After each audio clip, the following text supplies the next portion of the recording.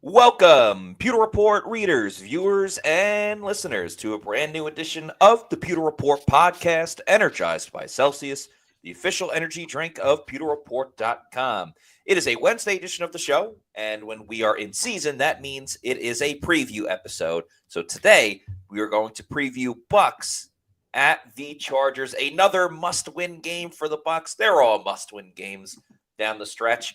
And this is a fun one because it's the toughest game the Bucs have left on the season. Tampa Bay is 7-6. The LA Chargers, who they are playing against, and this game is on the West Coast in Los Angeles, are 8-5. So we'll see how good is this Bucs team. Have they been the beneficiary of beating some bad teams like the Giants, Panthers, and Raiders? Or is this winning streak legit? Is this team legit? And have they turned a corner? A lot to break down in today's episode, so let's get to it. I'm your host, Matt Matera. Joined with me, my fellow co-host, and the face that runs the place, pewterreport.com, SR, Scott Reynolds. Scott, how are we doing? Doing good, Matt. It's good to be with you and with the Pewter people today. It is a Wednesday. This week is flying by. This month is flying by. Christmas will be here before you know it. Yeah. Hanukkah as well. It's just something about December, man. It's like fast forward, but we still have 4 games left in the Bucs season. Tampa Bay has won the last 3. That's a good sign. They're still on top of the NFC South. That's an even better sign. And now they're going to get a little bit of a test because they have beaten up on some teams that have some lesser records. Now they're going up against a team that for the first time, and gosh, it seems like a long time, has a better record than Tampa Bay. And they've done something, the Chargers, that the Bucs couldn't do. They beat the Atlanta Falcons, and they beat them pretty good. In Atlanta, picking off Kirk Cousins 4 times. That defense is no joke. Certainly the scoring defense for the Chargers is tops in the league. 15.9 points per game is what they're allowing. It's the best in the league. Tampa Bay comes in with a very high-octane offense, despite starting guys like Sterling Shepard and Ryan Miller and Raheem Jarrett and Sterling Shepard over the years. Oh, and some guy named Mike Evans too. Yeah. But this is going to be really fascinating because this is going to be Liam Cohen and this offense that just puts up 28 points a game versus a defense that has only allowed more than 20 points just twice this year. So something's got to give on Sunday, and hopefully it's the Chargers defense. That is true. It's a little bit of the unstoppable force against the immovable offense. And I think one of the biggest storylines of this game, too, is with the Bucs benefiting from playing some other, poor teams. Tampa Bay still won, but they turned over the football 3 times last game. They turned it over a couple of times against the Panthers as well. Justin Herbert, the Chargers quarterback, has thrown 1 interception. How many? 1. How many? Uno. 1. Golly. Just 1 interception this season. And this isn't even bashing the Bucs defense, who hasn't gotten many turnovers this year, or at least interceptions specifically, but they did do well taking the ball away against the Raiders, finally snapping that that drought of interceptions. Of course, Tyke Smith seems to be the only guy that can get interceptions on this team. But we heard Todd Bowles say it today, a hallmark, and I don't know if that was pun intended because of the holiday season, but a hallmark of the Los Angeles, previously San Diego Chargers, I just want to keep saying San Diego, but a hallmark of the Chargers is they play mistake-free football. They do not beat themselves. And as we've seen in the past, even when the Bucs win, sometimes they shoot themselves in the foot, even when they don't need to. So this will have to be one of the cleanest games that the Bucs play this season, if not the cleanest. It has to be one of the most disciplined games that the Bucs play this year. Yeah, I mean, it starts at the top, right, with Jim Harbaugh. He is that disciplinarian. He is that tough, hard-nosed guy that will not put up with mistakes and not tolerate them. And the defense is out for blood. They try to get as many takeaways as they can. Yeah. Not that the Buccaneers don't try, but the Chargers have a much better record of doing so. And then Justin Herbert has really kind of been coached to let the game come to him, stay away from the risky throws, play conservative. And, Matt, that shows up on the scoreboard for the Chargers because we talked about it on Monday, going through all of the scores, and I'm not going to do it again, but they don't have a lot of high-scoring games, right? I mean, they've only scored 30 points or more just one time, and that was a 34-27 win over the Cincinnati Bengals. The Bengals just have a terrible defense, and that happened back on November 17th. But the last couple of games, right, the last 3 games, after a 7-3 start, the Chargers have now lost 2 of their last 3. Both of those to pretty good teams, though. Baltimore was one, Kansas City was the other, and sandwiched in between was that 17-13 win at Atlanta. But losing to Baltimore 30-23, and then losing to Kansas City 19-17. So this is not an offense that really lights it up. They kind of ground and pound, they grind out wins, and they rely on their defense and their ground game. And they're going to be without J.K. Dobbins, who's on injured reserve. He's their leading rusher. So they're going to turn to Gus Edwards, who has had good games against the Buccaneers in the past. He's a big bruising back that has some breakaway speed if you let him get out, of the backfield. And so this is going to be an interesting game where I think that Tampa Bay is going to have to score touchdowns, not field goals. The Chargers do a very good job in the red zone of limiting teams to field goals, holding them to field goals. But if you can get an early lead, and we've seen Tampa Bay do this, we've seen them get early leads, 14-0 in the first quarter last week against a lesser team. But Matt, dare I say that this could really change the game plan for the Chargers, having to play from behind, and they don't really have that explosive of an offense. Yeah, and I think that's where you kind of saw it most in the Harbaugh Bowl, if you will, where it was Jim and John going against each other, where the Ravens were able to jump out to a little bit of a lead as the game went on, and the Chargers just did not have the answers when they had to truly get one-dimensional and throw the football. And some teams can get one-dimensional and get back into the game. I don't think the Chargers are that team. I think the Buccaneers can do it when they're at full strength, but clearly they're not with Chris Godwin. So hopefully Tampa Bay can rely on these fast starts that they've had a lot this season. Not every single game, but a majority of what they've done this season is getting out to these quick leads and then not holding on for dear life, but certainly going through the ebbs and flows of a game and going through the second quarter. Gus Edwards is so intriguing, right? Because there's no doubting the history that he has hurt the Bucs a little bit. But when I was watching him, they obviously played against the Chiefs on Sunday Night Football, so it was primetime viewing.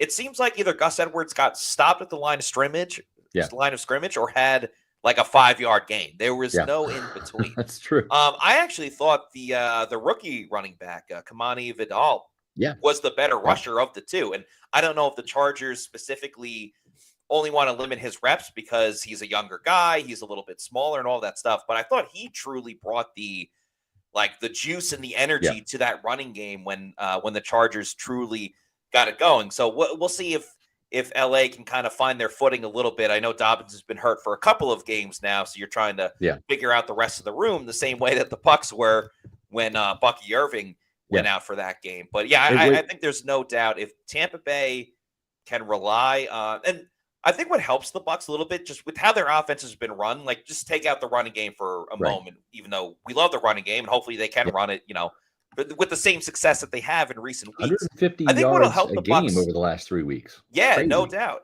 I think what'll help the Bucs a little bit is, and we talked about this on recent shows, that they don't throw the ball deep. And typically, you want to take some deep shots. But this Chargers team, especially with a great safety like Derwin James, we saw the Chiefs kind of, when they were successful, go underneath, slice and dice. Travis Kelce getting the first down late in the game to pretty much seal it for the game-winning field goal. I think the Bucs might be able to help themselves in that sense of essentially do what opponents do to the Bucs defense. Don't have to go deep, just a lot of things underneath and keep long drives going. I think that's the best way to attack LA in this game. I think you're right. And if you look at Baker Mayfield completing 70% of his passes, and the reason why he's completing 70% is because they're really not taking the deep shots down the field. Trey Palmer's kind of that deep threat guy, and I don't think that this team has a lot of confidence in Trey. Just from, he's barely playing anymore. I read your snap counts, Matt. I mean, I think he played 9 or 10 snaps on Sunday. Raheem Jarrett actually had more snaps than he did. So Trey Palmer's kind of been the guy lost in the shuffle. And you know what? When you have the the sixth overall passing game, and Baker Mayfield has 28 touchdowns, and you're putting 28 points up per game. You don't have to do everything, right? You don't have to have that deep element. And keep in mind, there are some shots, right? We saw the shot to Jalen McMillan, right? That was a go route to the end zone, right? It wasn't a 50, 60-yard pass. It was just a 20-yard pass. But then they're also getting the yards after catch, the screen touchdown for 29 yards to McMillan, the catch and run by Cade Otton, the catch and run by Mike Evans in the fourth quarter. Those are some plays that those are the staples of this Rams style offense that Liam Cohen has imported from LA. And you're going to get your yardage after the catch because you want those high completion percentage. I remember Les Steckel, former Bucs offensive coordinator back in, what was it, 2000, I want to say, under Tony Dungy. He just said, the further you throw down the field, the less completion percentage there is, right? It's just math. You throw a 5-yard pass, your chances of completing that are through the roof. You throw a 50-yard pass, and it's not nearly that as well. And that a 15-yarder, it's between the 5 and the 50, right? So I understand what Liam Cohen's doing. I know that some fans like the deep ball, and that's really where Mike Evans has kind of buttered his bread for the past 10 years, 11 years in Tampa. But this is an offense that just doesn't really do that. So I'm all in favor of take what the defense gives you. And if the Chargers defense is going to allow that type of game, then I'm fine with the dink and dunk because there are some guys on this team, notably the running backs, especially Rachaad White, who can get yards after the catch from a small outlet pass or a screen pass, taking it, the distance. No doubt about it. And the Bucs are averaging 27.9 points a game, so essentially 28. So if you asked every single Bucs fan, hey, every single game, the Bucs are going to score 28 points. Are you okay with that? I'm sure a lot of them, almost, I would say 98% of them would be like, yes, I'm down. There are going to be two that would be like, well, why can't they get to 30? But for the most part, I think you'd be totally fine with them scoring 28 points per game. You're not going to ask questions about how they score as long as they are scoring points. And the Bucs are 6th best in the league in terms of passing yards and 8th best in rushing yards. So, sometimes depending on the opponent, you want to be like, oh, well, this team's good at that, so let's stay away from XYZ. Right. I don't know. I don't necessarily see that. I think the Bucs should say, yeah, we're damn good at throwing the ball. We're going to throw it against you, Chargers, and see if you can stop it. Now, a lot of the times, the Chargers have stopped it, and they have a pretty good, pass rushing attack in their own right. But I think the Bucs should say, hey, we believe in our guys. We trust our group. We've gotten it done a lot of the time. Because even in the losing streaks against the good teams, like the Chiefs, like the Ravens, et cetera, scoring points was still not the issue for the Buccaneers. It was the other side of the football. So they should not shy away from what has made this team successful this year. And most of the time, that's been the offense. Yeah, and as John V., a Pewter Report TV channel member, says, not using Mike on his best route is criminal. Steven Stansfield says Mike Evans needs at least 100 yards. Kind of got the impression today from talking to Baker Mayfield that they're going to get Mike the ball more this week, right? He didn't have as many targets last week. He got a little feisty on the sidelines. Did have, 5 catches, 68 yards. Certainly that catch and run that he had was epic. I guess it's the only time he's ever hurdled a defender, according to Baker Mayfield, when he was asked about that today, that Mike has never hurdled a player before in a game. So that's kind of cool, right? Doing new tricks at age 31.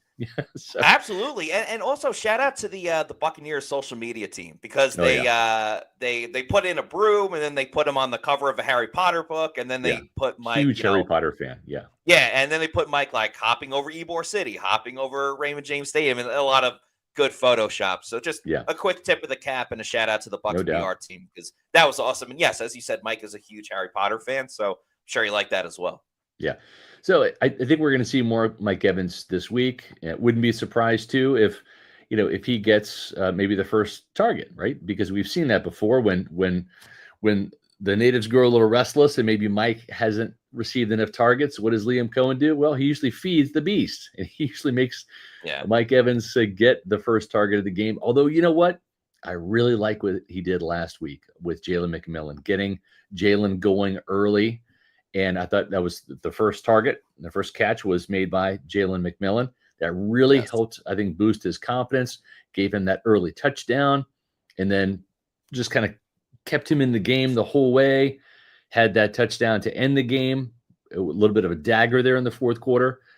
So whether it's Jalen, whether it's Mike, I don't know, but get one of those guys the ball early, get them both the ball early, get them going, and see if Baker Mayfield can replicate what he did in the first quarter last week, but then keep it going in the second, in the third quarter, and not have that lull that we saw. Because as you mentioned, Matt, and very astute point by you, this is going to come down to turnovers. The turnover battle is going to decide this game. And I know that sounds contrite, and and it's in every week kind of thing. Turnovers matter and all that. You can lose the turnover battle and still win games if you're a good team and you're playing a bad team, right? Bad teams really can't overcome that. But turnovers are the equalizer. This is good versus good. This is 8-win team versus 7-win team. The Chargers don't turn the ball over a lot. They do have more takeaways than the Buccaneers. So they're more apt to take the ball away. Tampa Bay has got to play clean. They got to play just about perfect football on offense. And if they do, they'll have a legitimate shot out there out west. If they don't, this is not going to be a win for the Buccaneers. It's really that simple in my eyes. Yeah, I think that's totally fair. You want the first and fourth quarter of Baker Mayfield from last week's game, but not the second and third quarter. So I'm not saying Baker should play any less aggressive. As we kind of talked about the first interception he threw last game, just more of a good athletic play than anything else. But yeah, be aggressive, but also play smart. And I think Baker can do that, and he knows how to play within himself in his own game. So we'll see if he can do that for Sunday. Let's get to a couple super chats, starting with Kyle Dugan. Thank you very much for the $6.99 super chat, Kyle, who says, "Football guys, the Buccaneers have officially met my buddy Mo. Momentum, that is." Bucs win 27-23. The horns and purple jerseys, talking about the Vikings, are coming to Tampa this January. Well, hopefully, maybe the Vikings won't, because the Bucs can get the 3 seed, and they'd end up playing. You'd see a couple of cheeseheads in Raymond James Stadium, because then they play the Packers. But if that's your prediction, I mean, certainly it's looking like either the 3rd or 4th seed if the Bucs can win the division. Obviously, the first goal is to win the division overall. But yeah, let's see if the Bucs can keep that momentum, as Kyle mentions, keep that momentum going. I think it is a thing for sure, but it can be taken away at any moment as well. So we'll see. This is a litmus test for a reason. Yeah, and to me, it's important to have some momentum on your side late in the season, because you do kind of feel like you're on a roll. You do feel like it's inevitable. Not show up and win, but you feel confident getting into the games, because you've had that good feeling. You've won some close games. You've had a couple blowouts, right? I mean, at the end of the game, the score, it was tighter in the third quarter for sure before Tykees Smith's interception. It was 14-10 Tampa Bay, but the Bucs were able to pull away with 2 fourth-quarter touchdowns. They blew out the Giants coming out of the bye week. So they've won different kind of ways, and that's kind of what Todd Bowles was saying today. You have to win different ways, and as you do that and you gain experience, it's going to serve you right when you get to the playoffs, because you might have to win with defense. You might have to win with offense. You might have to win with special teams. And I know special teams isn't like terribly sexy, but I do want to spend a little bit of time on it, because Tampa Bay's not so special teams have kind of shown up this year. I think Chase McLaughlin is the only guy that I really count on when it comes to special teams. Sean Tucker has had a couple of good kick returns. I'll give him that. Yes. The punt return game to me is non-existent. The coverage units, I kind of roll like the dice. It is. It's a roll of the dice. I kind of like grit my teeth a little bit, because I feel like at any point in time, there could be a breakout return on punt or kickoff. The punting, it has been an adventure this year. They're on their 3rd punter right now. Having said all that, San Diego's special teams are actually really good. J.K. Scott is their punter. He's averaging 46.9 yards per punt with a 42.1 yard net. Keep in mind, it's kind of a dome. It's like dome-esque out there in LA. Roof. Yeah, there's a roof. It's also kind of open air in some areas, but there's a roof. So there is that to contend with. But in other words, no precipitation, no rain, anything like that. But he does have 25 punts inside the 20-yard line, 3 touchbacks. That's really good. Then you look at the kicker, Cameron Dicker. As much as we love money in Tampa, they got their own money out there on the West Coast. This is, if we're going to call McLaughlin money, we're going to call Cameron Dicker cash. Okay. 93.3% field goal. He's just about automatic. He's 28 out of 30. He's nailed 88.5 of his extra points. He's only missed 3. Then you look at the return game, and this is where it gets a little dicey for Tampa Bay. Darius Davis, who I saw plenty as a Big 12 guy myself. I went to Kansas State. I watched TCU. Darius Davis is a playmaker in special teams. He's averaging 29.5 yards per kickoff return. He's had a long of 56. He's averaging 13.6 yards, Matt, on punt returns with a long of 53. So this is a guy that can flip the field. He can be dangerous. He can create the short field, right, with the big return. So this is one of those games where special teams, we don't spend a lot of time on it. But this, to me, is a decided advantage for LA. And let's face it, Scott, the Bucs have gotten lucky this year, not particularly with the return game, though they have allowed some stuff, but missed field goals. I mean, you go back to that Panthers game 2 weeks ago. Eddie Pinheiro was missing stuff left and right. He could not hit a field goal that kept the Bucs in the game. Even week 1 against the Commanders, there were a couple of missed field goals. I know they ended up losing to the Falcons, but Younghoe Koo missed them, and the Bucs did have a blocked field goal as well in Atlanta. That, I mean, maybe the game doesn't even go to overtime if that's the case. So the Bucs have been the beneficiary of missed field goals this year. As lights out as Chase McLaughlin has been, really, I think just missed 1 field goal or 1 extra point.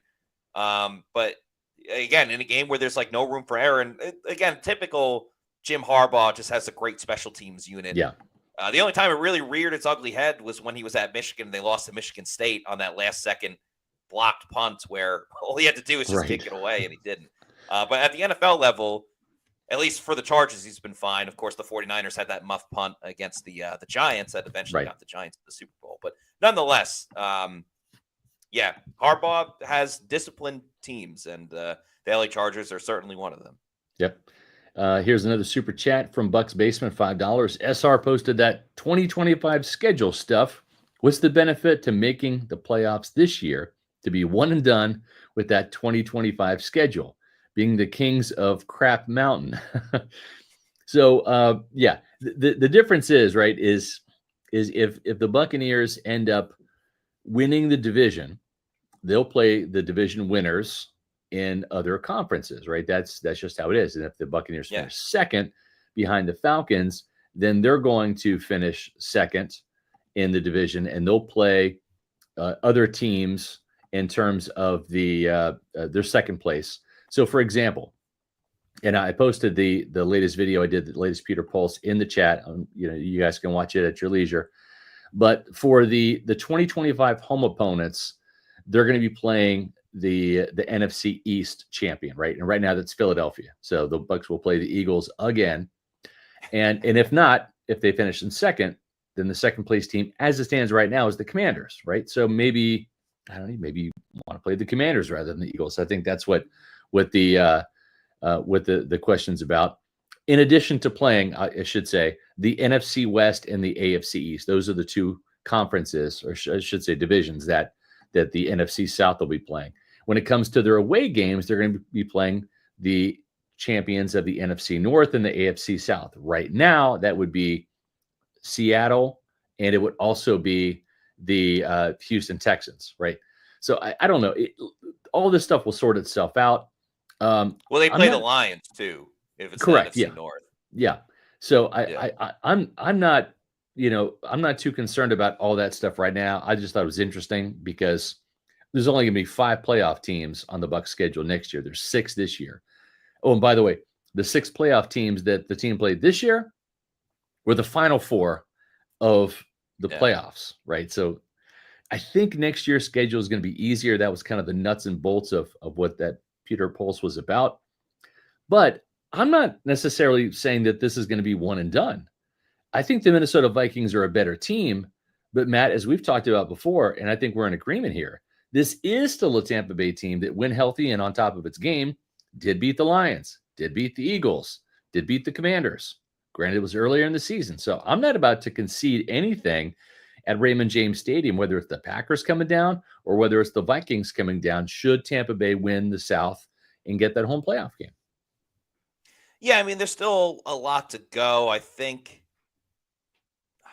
the Vikings and the Packers may play again, so there's a chance the Packers may end up, catching the Vikings as well, or again, Bucs get past the Seahawks and get the 3 seed and still end up playing the Packers. So I think it's a tad bit too early to start looking at the 2024 playoff matchups for the Bucs specifically. Yeah. But if they do have a home game, that's going to be a ton of fun, a huge crowd, a lot of people fired up, the same way you get fired up after having a Celsius energy drink, the official energy drink of PewterReport.com and this Pewter Report podcast. We love Celsius for so many reasons, including their fantastic flavors. I love the Arctic Vibe. You can check out where to get all of their great flavors like the sparkling watermelon lemonade, as you see on the screen, on the Celsius website. And they have a Celsius store locator where you can go and check out the closest place where you could pick up a Celsius energy drink if you're in the mood to get one. Could be your local Walmart, health and fitness store, a Target, a Publix, Stop and Shop, or your bodega. Bodega.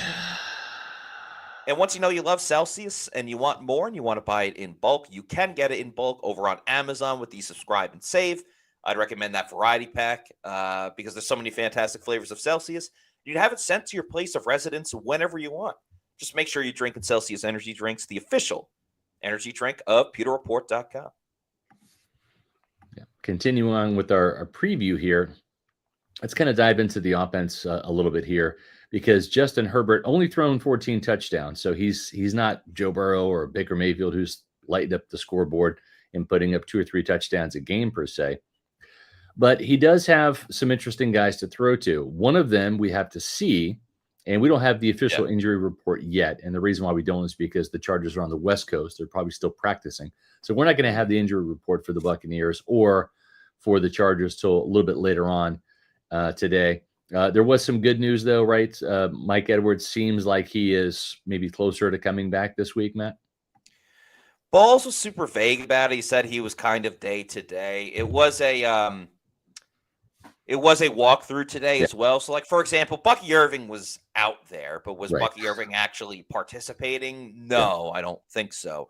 Joe Tryon-Shoyinka did the same thing last week. He was there for practice and the walkthrough, but then ended up not playing in the game. So I didn't even really see Mike Edwards out at practice, even like just standing around or anything like that. He may have been, there was one player, so practice was inside, but there was one guy working out on the outside, and they were so far away, we couldn't even really tell who it is, but it had to be either Jordan Whitehead, who's still not eligible to come off of injured reserve, or maybe it was Mike Edwards. So Edwards is certainly working his way back, trying to play after missing last week.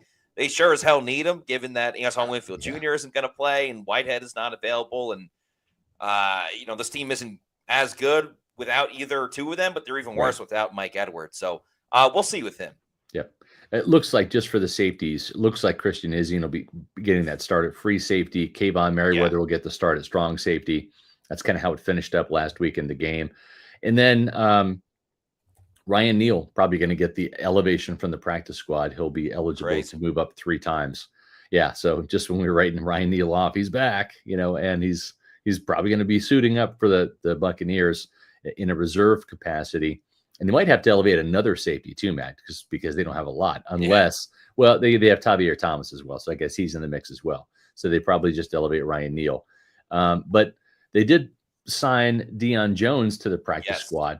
And let's talk about him a little bit. Started his career with the Atlanta Falcons, had that infamous pick 6 that ended Jameis Winston's career on the first play of overtime in 2019.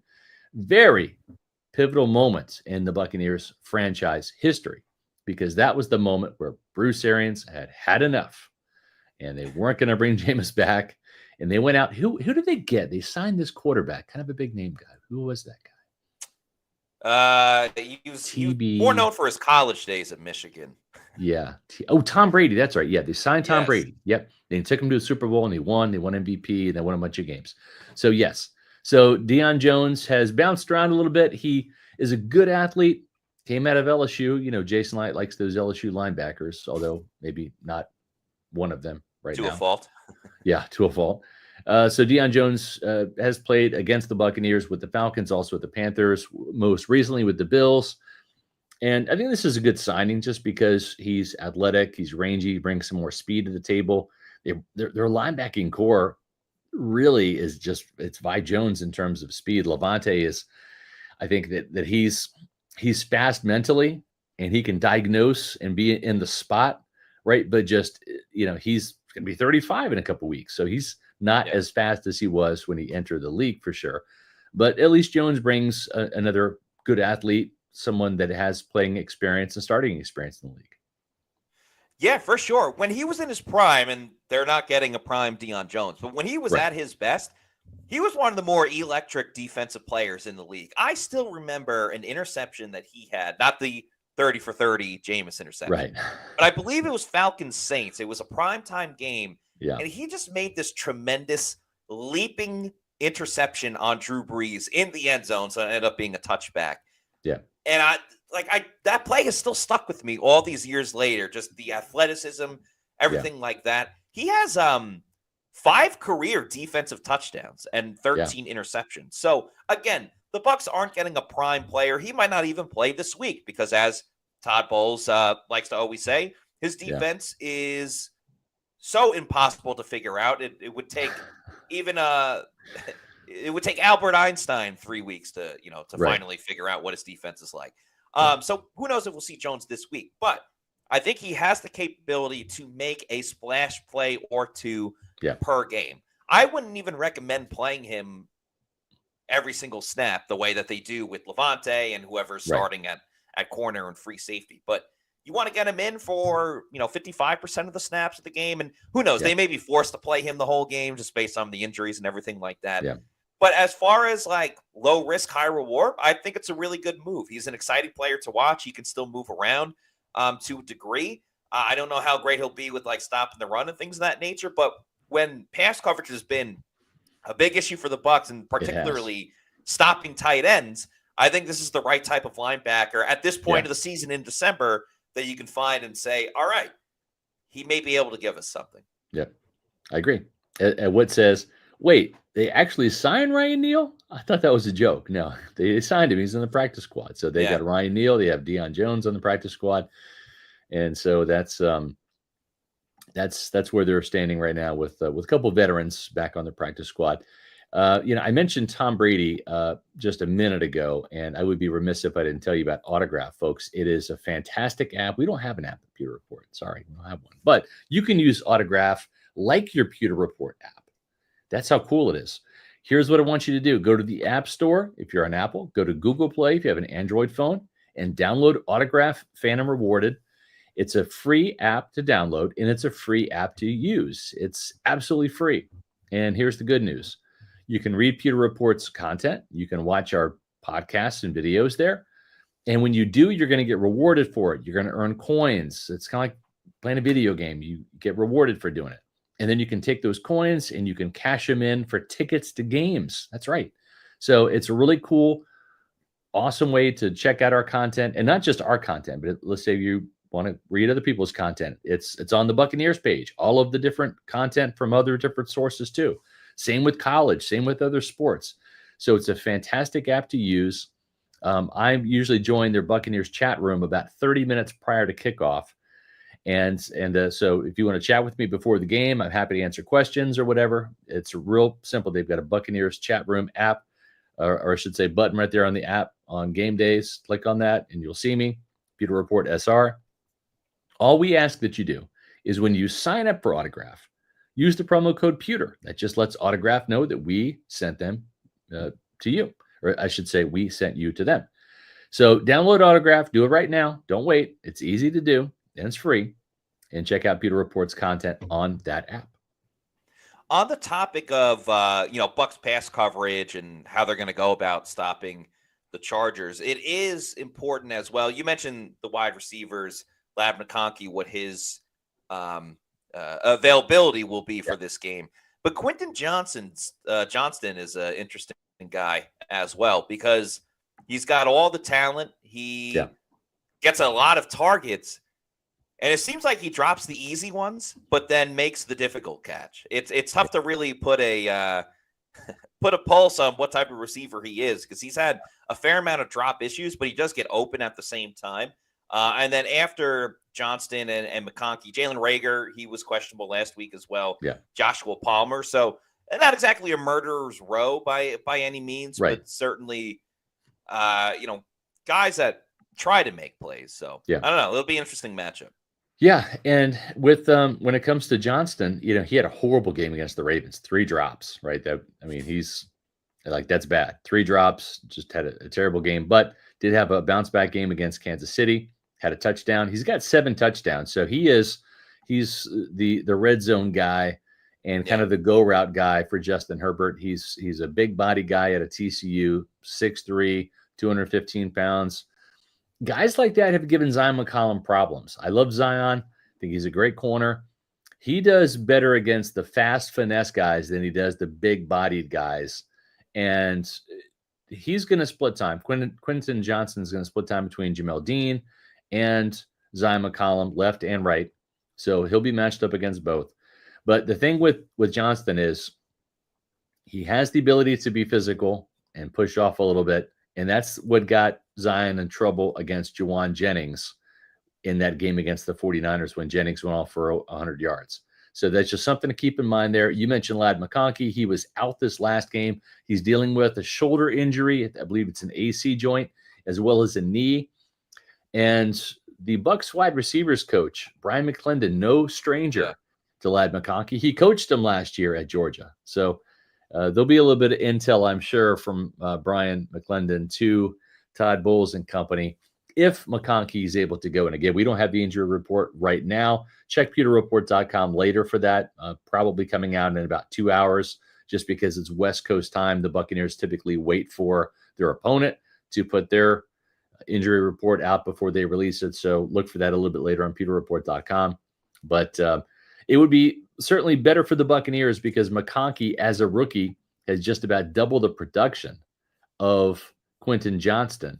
If you look at the catches and yards, the touchdowns, it's Quentin Johnston. He is the touchdown producer for the Chargers. He's got 7 on the year, whereas McConkey has 4.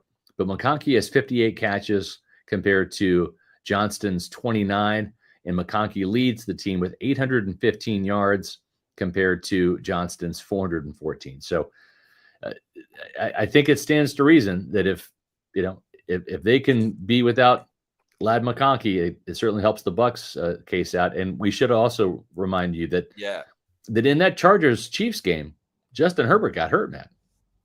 He did, and he gets banged up a lot. He takes some hard hits. Like, I don't even blame him. It's just, sometimes you have bad luck. But it looked like for a second that he was going to either get carted off or, have to put his arm around a couple of players as they, carried him off into the locker room. He couldn't move for a little bit, but it ended up just being like a pretty bad bruise or, just a shot to the leg that left him limping for a little bit.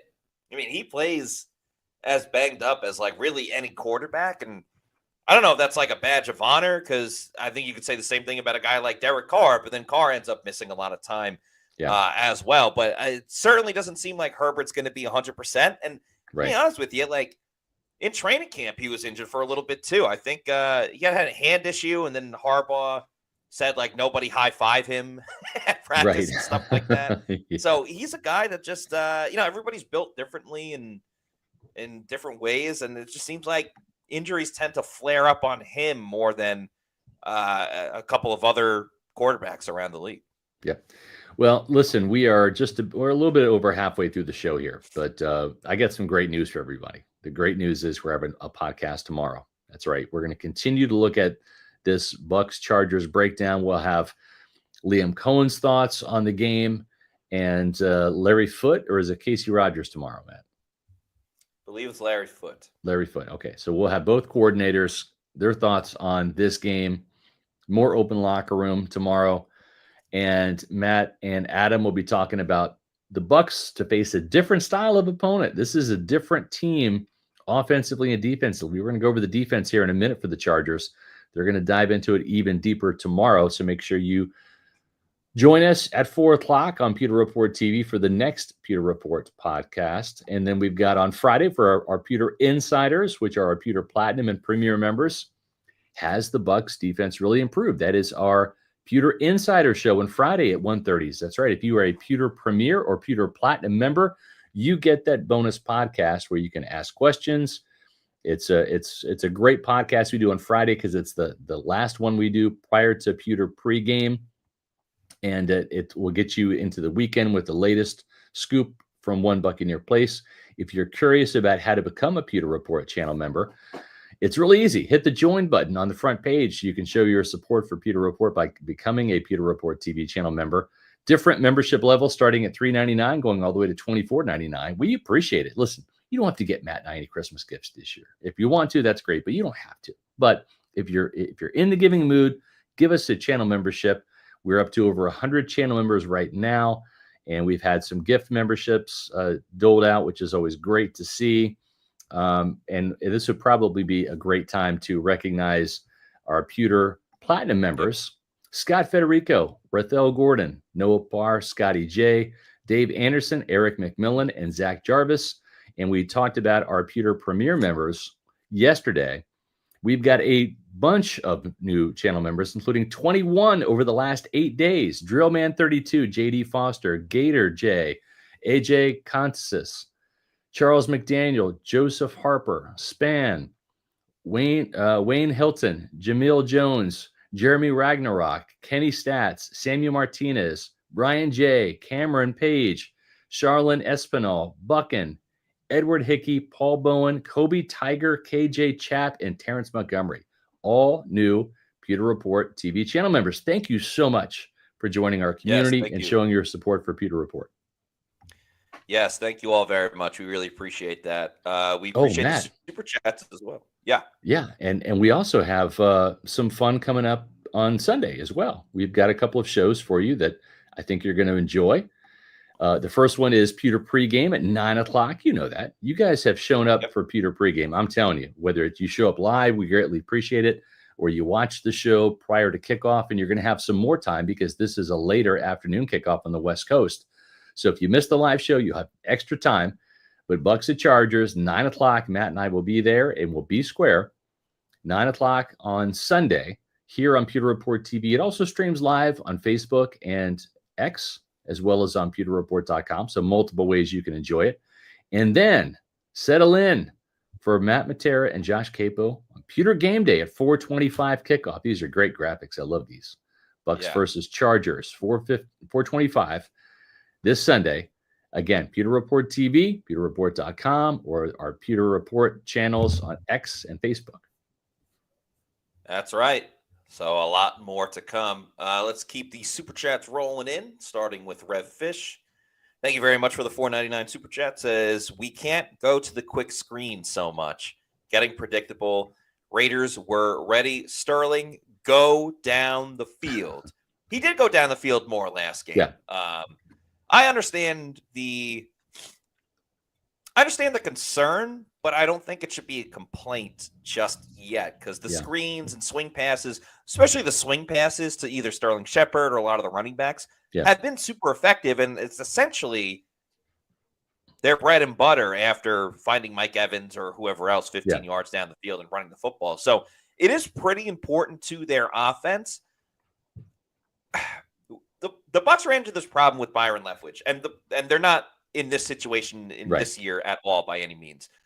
But there were times where defenses started jumping routes and jumping screen passes because they knew it was coming.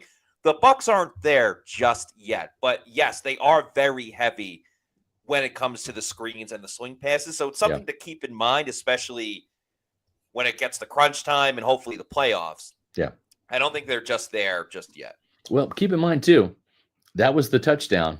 It was a screen pass to Jalen McMillan on third or second down, whatever it was, 29 yards to the end zone. So it did work late in the game. It was a perfectly timed blitz because the Raiders were sending the house of Baker Mayfield up the middle, and the offensive lineman got out there. There really wasn't anybody to block. I think Graham You Barton walked it. blocked Or he somebody, could've. and that was it. I mean, you saw Jalen McMillan high step into the end zone for his second TD of the game. So, I trust Liam Cohen to, as Yee says, he loves those screens. He does, and they're pretty effective. And he's got the opportunity to mix them up too. Whether it's the running backs, we've seen the middle screen to tight end, Kate Otten. We've also seen the receiver screens as well. But we also saw one of those screen passes get picked off by a defensive end last week, Matt, and Kalavon Chason for the Raiders. Boy, you look at the defensive ends for the Chargers. It starts with Khalil Mack, but it's not just Khalil Mack, right? I mean, Khalil Mack is almost 34, still getting the job done. 5 sacks on the year, leads the team with 39 pressures. He is still that guy. But now they've got another guy, and that other guy is Tuli Palutu. He is from USC, so he's kind of a hometown kid, if you will. And he leads the team with 7.5 sacks. And it's important that he really developed this year because Joey Bosa, who is their other edge rusher, he's got 4 sacks. He's been hurt a lot this year. And he's missed some time with a sciatica issue. And he's getting up there. He's 29. He's not the player that he once was, still formidable.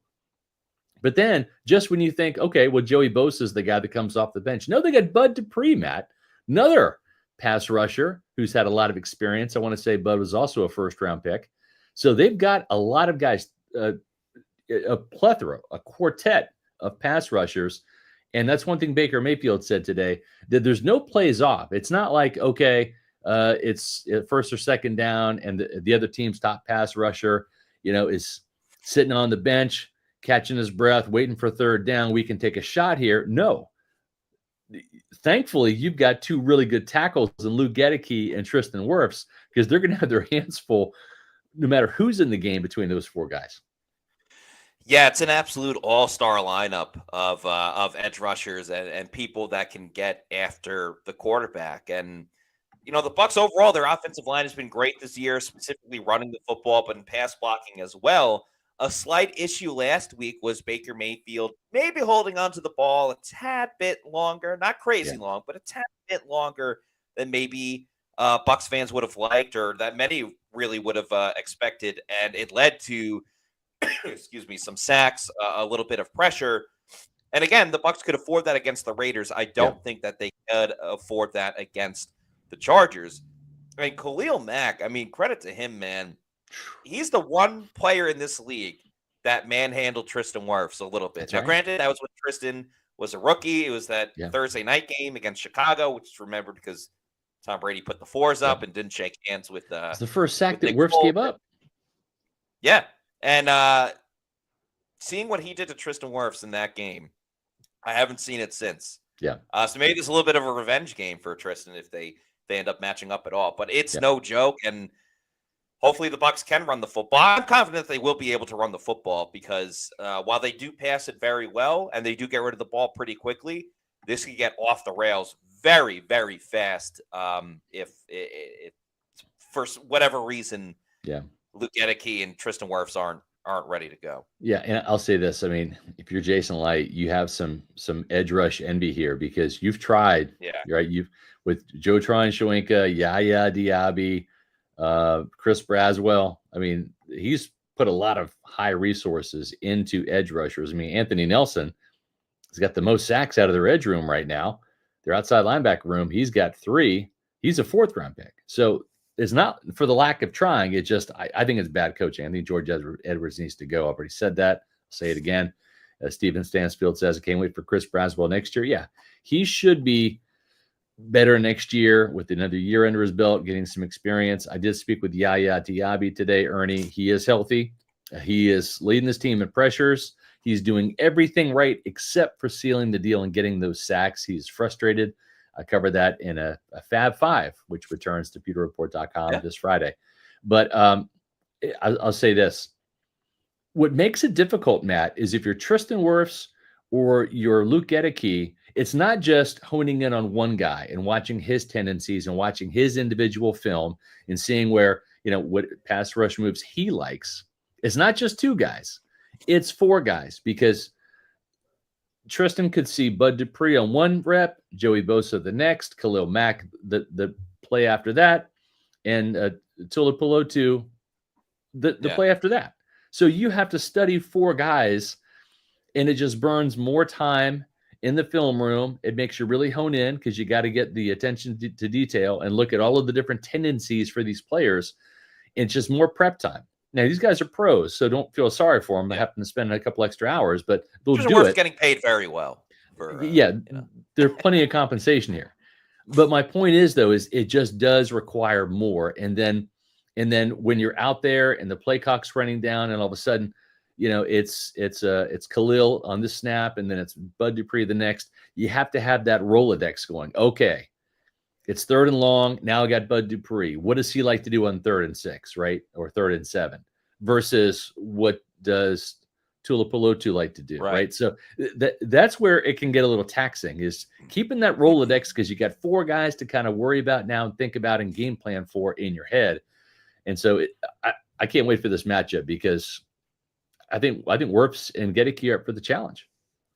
Yeah, that's a really good observation, because let's look at the Bucs defense. What's one thing that I think fans get annoyed by, and what Todd Bowles kind of said, is that this is a complex defense, and that's why there's been a lot of miscommunications. And then if you look at the Bucs offense, it's not simple by any means, because they're scoring a lot of points and there's a lot of different motions and movements and things of that nature. But I think from what's required of the offensive line, it's never been anything too extensive where you got to overthink it that much. And yes, they've had their fair share of false start penalties and things of that nature, but I don't think it's because I don't know, you're distracted by what you're about to do on the play versus, oh, this guy's really good in front of me. Let me try to get a quick first step, or whatever the case may be. So it'll certainly be a tougher challenge than usual, because we are typically only talking about 1 or 2 guys. It hasn't really been a full unit. Right.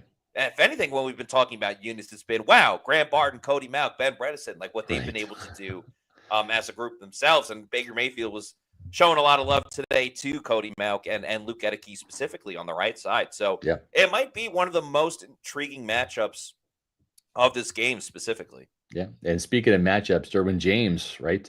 Baker Mayfield has thrown some interceptions to safeties this year, and Derwin James is a bit of a ball hawk. And so you have to consider that, as Baker said today, he's kind of like one of those Kyle Hamilton guys. They put him in the box, they play him deep, they put him, and as a nickel, he can do a lot.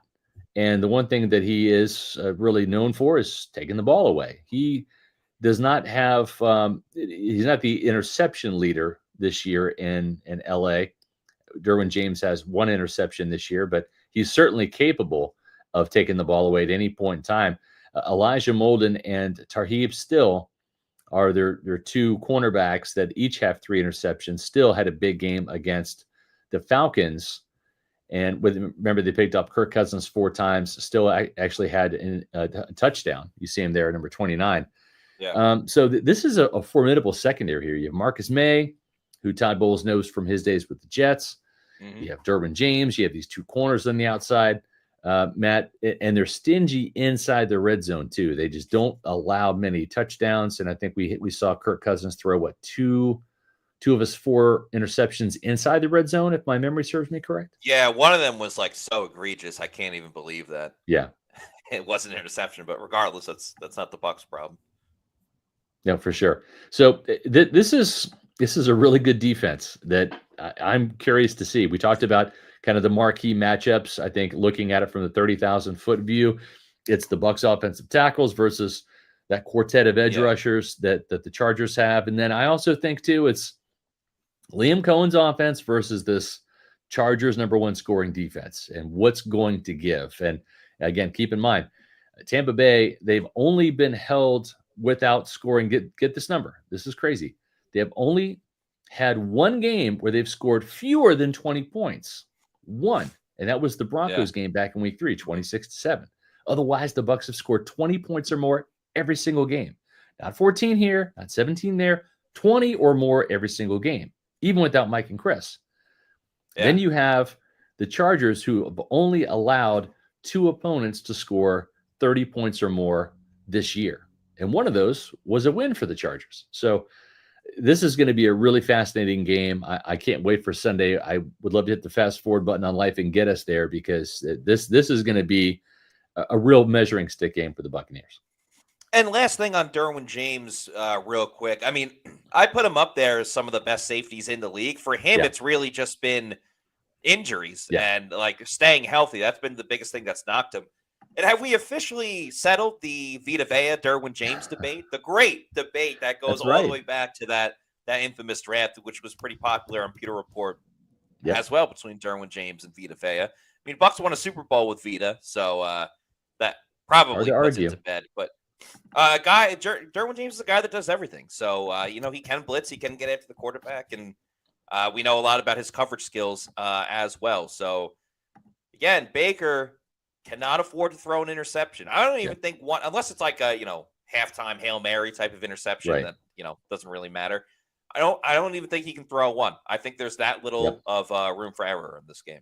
I agree. Folks, there's not a lot of room for error when it comes to your finances. And if you're looking for the Derwin James of the financial market, the guys that can do a lot of everything, it's the folks over at Immuni Financial.